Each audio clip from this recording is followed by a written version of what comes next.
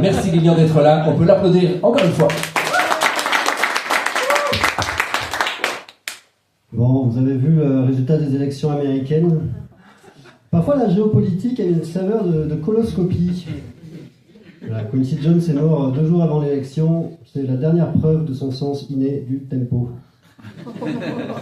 Les États-Unis d'Amérique, c'est marrant, c'est un drôle de retournement de situation pour ceux qui ont contribué à débarrasser l'Europe du nazisme. Après la Deuxième Guerre mondiale, ils étaient là, on a annulé le totalitarisme, la barbarie. Aujourd'hui, on les regarde en disant, vous êtes sûrs? J'ai l'impression qu'il vous en reste un petit bout là. Ça va vous le vivez bien ce résultat? Vous étiez pour qui vous? Bon, je me doute un peu de la réponse. Hein. Un Trumpiste convaincu qui se retrouve au labo cube. Il a fait une fameuse erreur de trajectoire. Il ne s'en est pas rendu compte en venant à Saint-Josse, ce trou de l'enfer, comme dirait l'autre, ni dans l'entrée avec la télé cassée, tout le bordel, ni sur la terrasse avec tout le bordel et le joint pas fini dans le cendrier, ni en voyant la gueule des chroniqueurs. Ouais, sacrée erreur de trajectoire. Mais en même temps, voter pour Trump, n'est-ce pas une erreur de trajectoire?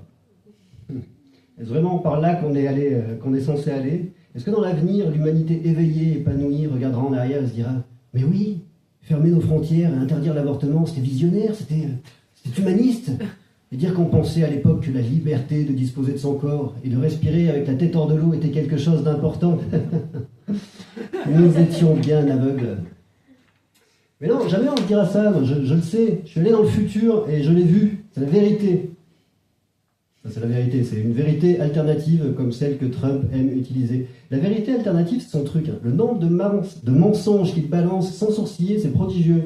C'est un génie, c'est Wolfgang Amadeus Bobard. Le mec, tu le branches sur un détecteur de mensonges, au bout d'un quart d'heure, la pauvre machine, elle est perdue. Elle a des sueurs froides, elle saigne du pif, et après 1 heure, elle est convaincue d'être un grille-pain. Elle déambule dans les couloirs comme ça. Quelqu'un aurait un toast?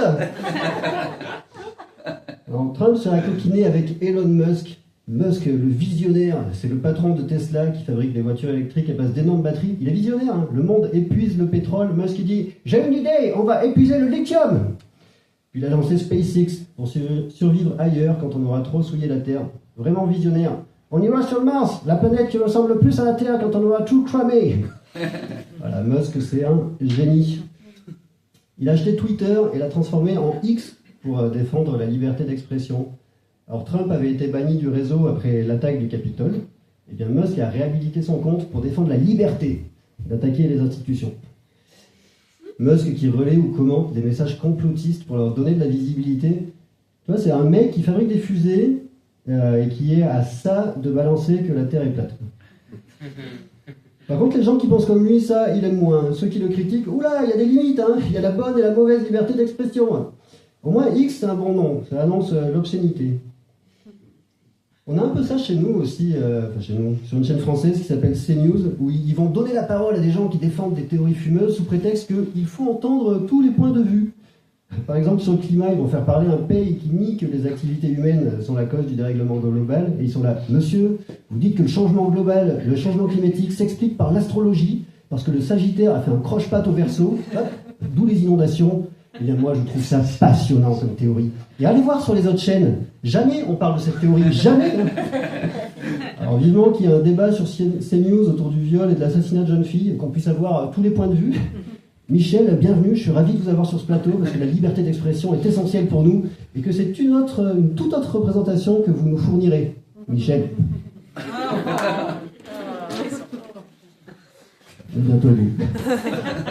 Alors, je reviens au climat, parce que lui aussi, il va revenir à un moment. La semaine dernière, c'est Valence qui a été touché, mouillé, noyé même. Méga inondation, super impressionnant, une grosse vague de boue qui arrive et qui submerge tout, des gens coincés, des morts, plus d'eau potable, etc. Ils ont bien morflé à Valence. À Valence, je croyais que c'était avec de la neige, une avalanche. Maintenant, ça marche avec de l'eau, tout change avec le changement climatique. Même le sens des mots, même les expressions. Avant, on disait de l'eau a coulé sous les ponts, maintenant, c'est les ponts qui coulent sous l'eau, quoi. Retenez bien les nouveaux dictons, hein. S'il fait beau à la Sainte-Ursule, on aura 8 semaines de canicule. Giboulé en mars, glissement de terrain de Taras. Et c'est pas avec la politique climatique de Trump que ça va s'arrêter. Le plus bizarre là-dedans, c'est que leur machinerie de propagande et de mensonges, leur machine de tromperie, elle fonctionne bien quand même. Les gens, ils sont révoltés par les inégalités et du coup, ils votent pour un milliardaire qui est soutenu par un autre milliardaire. Mais qu'est-ce qu'ils croient que tous les Américains, à un moment, ils vont devenir milliardaires et que le pays entier sera un grand golfe muni de palaces? Puis avec l'attaque du Capitole et tout ce qu'il a annoncé depuis, Trump a montré qu'il voulait faire tomber la démocratie, quoi. Et quelque part, les électeurs ont dit « Mais ouais, vas-y mec, fais-la tomber dans les escaliers, cette grosse pute! So great !» Merci. C'était mignon.